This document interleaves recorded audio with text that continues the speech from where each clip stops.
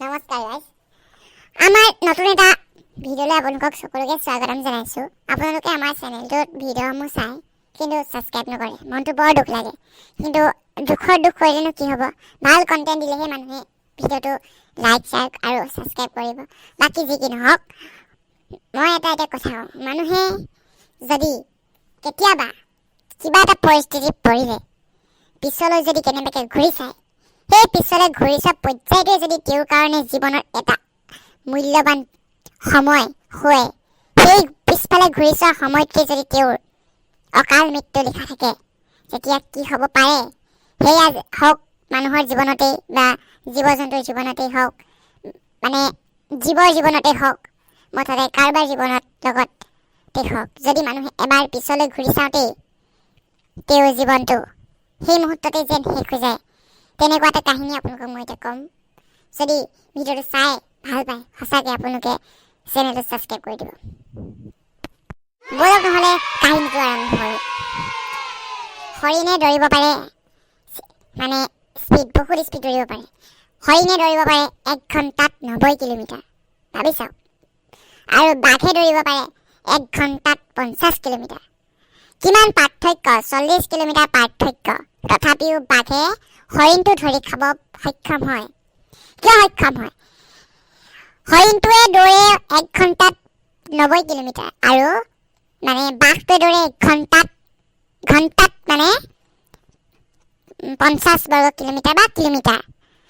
তাৰপিছত হৰিণটোক মানে বাঘটোৱে ধৰি খায়। কিছুমান হৰিণ পলাই যায়, মানে ঘন জংঘল হ'লে মানে তেতিয়া অকণমান লুকাই দিয়ে। কিন্তু প্ৰায়ভাগ হৰিণ যেতিয়া বাঘটোৱে খাবলৈ চিকাৰত যায়, সেই হৰিণটোৰ চান্সটো কমি থাকে।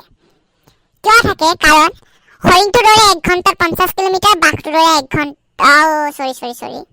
হৰিণটো দৌৰে 1 ঘণ্টাত 90 কিলোমিটাৰ, কিন্তু বাঘটো দৌৰে 1 ঘণ্টাত 50 কিলোমিটাৰ। ডিফাৰেঞ্চটো 40 কিলোমিটাৰ এডভান্সকৈ দৌৰে আমাৰ হৰিণটোৱে। হৰিণটোৱে এডভান্সকৈ দৌৰে 40 কিলোমিটাৰ, কিন্তু বাঘটো মানে লেট পৰি যায় 40 কিলোমিটাৰ। কিন্তু তথাপিও বাঘটোৱে হৰিণটো ধৰি খাব পাৰে। কাৰণটো এনেধৰণৰ, যেতিয়া হৰিণটো দৌৰি থাকে, বাঘটোৱে যেন তেওঁক আক্ৰমণ কৰিব আহি আছে, তেওঁ গম পায়। কিন্তু তেওঁ পিছফালে চাই বাঘটো কিমান দূৰ পাইছেহি, মোক ধৰিব লৈছে নি, মোক যেন আক্ৰমণ কৰিব নি, তেনেকুৱা ভাৱ এটা হৰিণটোৰ মনত আহি থাকে। আৰু হৰিণটোৱে সেইকাৰণে পিছলৈ বাৰে বাৰে চাই যাওঁতে তাৰ আগফালে যিটো মানে স্পীডত দৌৰি আছে, সেই স্পীডটো হৰিণটোৰ কমি যায়। আৰু সেই স্পীডটো কমি যোৱা দেখি হৰিণটো দুৰ্বল হৈ পৰে আৰু আগফালে ইমান দৌৰিব নোৱাৰে। কিন্তু বাঘটোৱে কোনোফালে তাৰ চাবলগীয়া নাই, তাৰ টাৰ্গেট অকল হৰিণটো। গতিকে সি যিমান স্পীড পাৰে দৌৰে, আৰু সি ইমানেই স্পীড দৌৰে যেন তাত 1 ঘণ্টাত 50 কিলোমিটাৰতকৈ ওপৰত গুচি যায়, যেতিয়া হৰিণটোৱে অলপ দুৰ্বল হৈ পৰে। কিন্তু তেনেকুৱা যেন লাগে, মানে 50 কিলোমিটাৰতকৈ অধিক দৌৰিছে যেন লাগে।